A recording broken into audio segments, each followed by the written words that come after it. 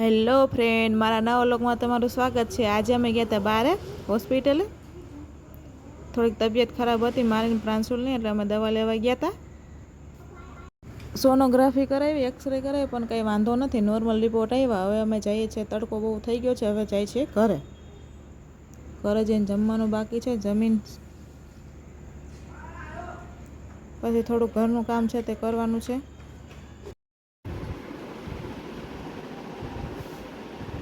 જો ફ્રેન્ડ, આપણી ત્રેજોરી થઈ ગઈ છે સાફ, મસ્ત કપડાં ગોઠવી નાખ્યા। જો બસ અમારા એટલા જ કપડાં છે, બહાર જવાના આ અને ઘરે પહેરવાના પણ આ।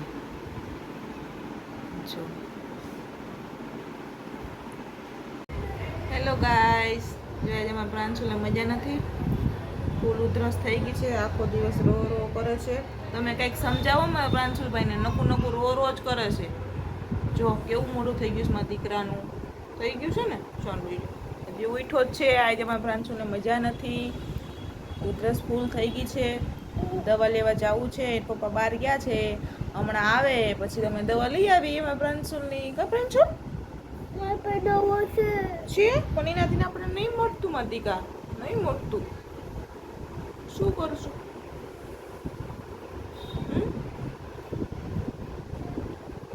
બસ અમે પ્રાંશુલને મસ્તીની મેં મમ્મા કડિયા લઈ દે। કા પ્રાંશુલ લઈ દેશે ને? ઓકે, તો હવે રોવાનું નહીં ને? નહીં રોવાનું ને? પ્રાંશુલ મમ્માનો બહુ ડાયો ડાયો દીકો છે, ખબર છે? રોબોટ ઈ કોણ કરે? રોબોટ ઈ ઓર્ડર કોણ કરે? ઈ તો મોટો થઈ જશે ને પછી રોબોટ ઓર્ડર કરી દેશું, ઠીક હે? સમજ ગઈ? હેલો ફ્રેન્ડ, આજે તો આપણે એકલા છીએ। શંકરને તેમના સ્ટાફમાંથી રિટાયરમેન્ટની પાર્ટી છે, તો એ ત્યાં છે, એને ત્યાં જમવાનું છે, અને આપણા એકલા આજે જમવાનું છે।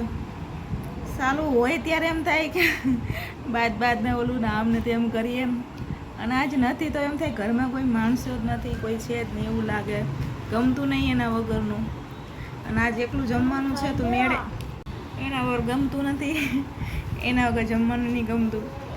પ્રાંશુલ છે પણ પ્રાંશુલભાઈ તો મોબાઈલમાં હોય, તે હોય તો સાથે પિક્ચર જોતા હોય, સાથે જમતા હોય તો સારું મજા આવે। અને આજ નથી તો એવી નહીં, આમ જરાય મેળ નહીં આવતું।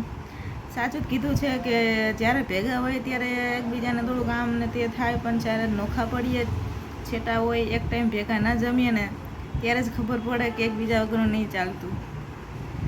આવશે પણ મોડા આવશે એમ કીધું છે, 9, 10, 11 વાગી જશે।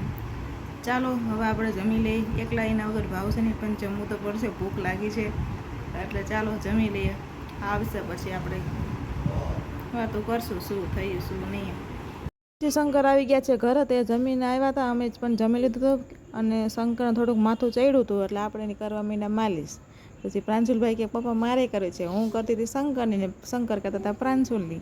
જો તમને અમારો નાનકડો બ્લોગ ગમ્યો હોય તો વિડીયોને લાઇક કરજો, શેર કરજો, સબસ્ક્રાઈબ કરજો। જય માતાજી, આવજો, નવા બ્લોગમાં મળીએ।